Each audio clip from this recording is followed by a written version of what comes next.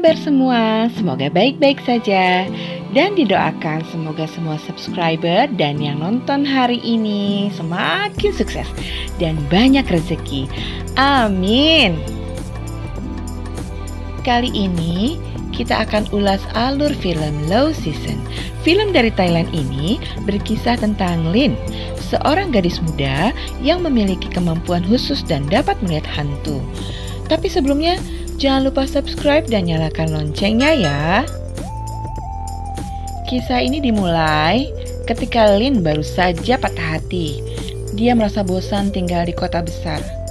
Dia ingin pergi ke sebuah resort yang jauh supaya hatinya lebih tenang dan gak mikirin pacarannya melulu. Tibalah ia di resortnya yang ternyata jauh dari ekspektasi. Ternyata resortnya menyeramkan. Udah serem, dia juga bisa lihat hantu kan? Double deh seremnya. Belum apa-apa, Lin sudah bertemu resepsionis yang aneh yang bercerita sepupunya yang mati karena mencari kodok di dekat resort itu. Lin menuju kamar seramnya. Ketika sedang gosok gigi, dia mendengar ketukan di pintu, tapi tidak ada orang. Lin menyalakan TV keras-keras dan tiba-tiba ada tokek besar jatuh di atasnya.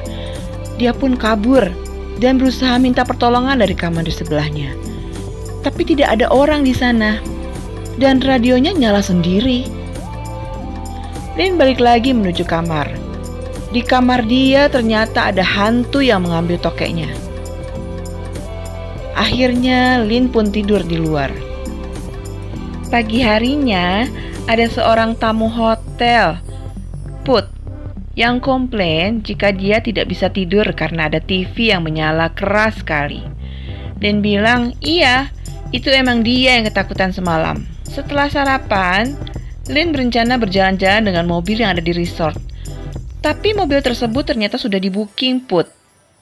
Karena tidak ada transportasi lain, akhirnya Lin pun memohon pada Put agar bisa nebeng. Di tempat itu, Lin teringat akan kisah manis dengan sang mantan. Dengan rayuan gombalnya, dengan manis senyumannya.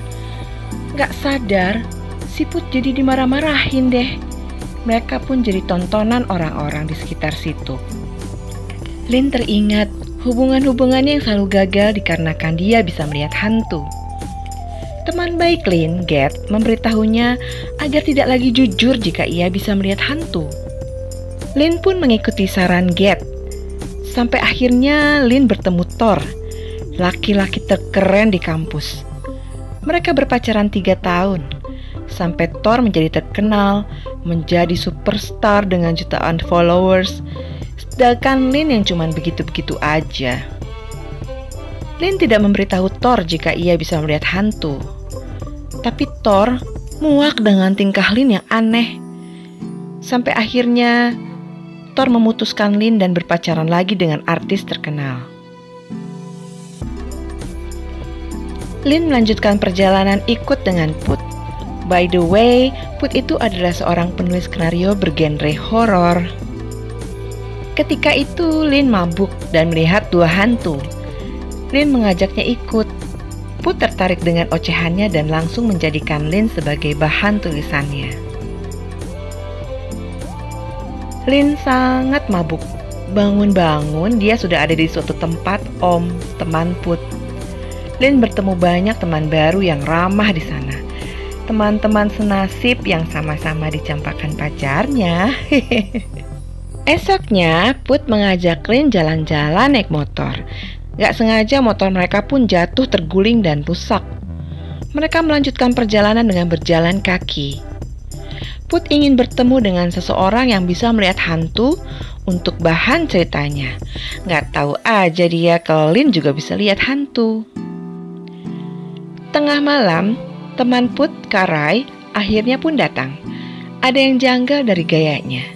Ketika ditanya dari mana saja, dia bilang habis dari kuburan memakan sesajen orang-orang. Lin berbicara terbata-bata kepada Put. Dia itu, tapi tidak Lin teruskan karena dia takut.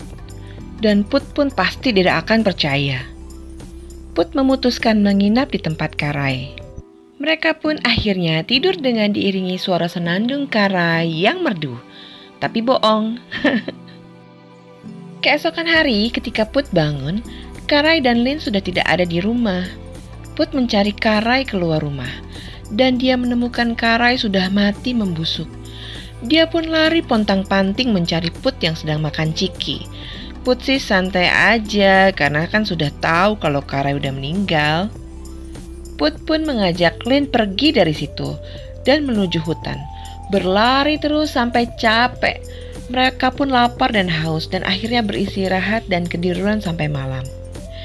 Mereka pun panik mencari jalan utama. Tiba-tiba ada anak kecil yang sedang mencari rebung mengagetkan mereka, dikira tuyul. Si bocil memberitahu arah jalan utama dan akhirnya mereka menemukan mobil untuk mereka pulang. Di rumah Om, mereka ngomongin tentang kerjaan Put, tentang koleksi filmnya, dan juga film indie yang pernah Put buat naskahnya. Mereka lanjut tidur di luar bertabur bintang. Gak sengaja Put melihat handphone Lin. Di IG-nya Lin ternyata memajang foto Put.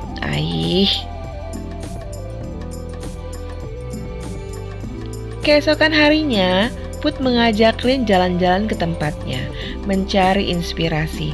Tempat itu indah sekali. Put bilang dia sedang membuat naskah genre horor terbarunya. Sore harinya mereka melihat sunset. Put memberikan Lin jimat sampai akhirnya Put mencium Lin. Di malam hari mereka kembali ke rumah Om, berkumpul dan minum bersama. Ketika itu Thor menelepon Lin. Dia meminta maaf karena telah mencapakan Lin. Dia bilang dia tidak mencintai perempuan lain selain Lin. Lin malah menangis di depan Put. Put kecewa dan langsung pergi meninggalkan Lin.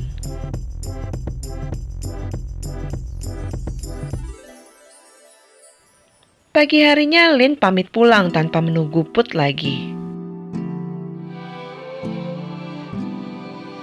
Sesampainya di kota, Lin bertemu Thor.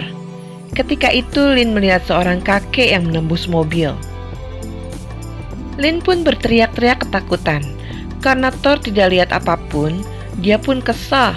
Sampai Lin pun bercerita pada Thor kalau dia bisa lihat hantu. Tapi reaksi Thor malah aneh.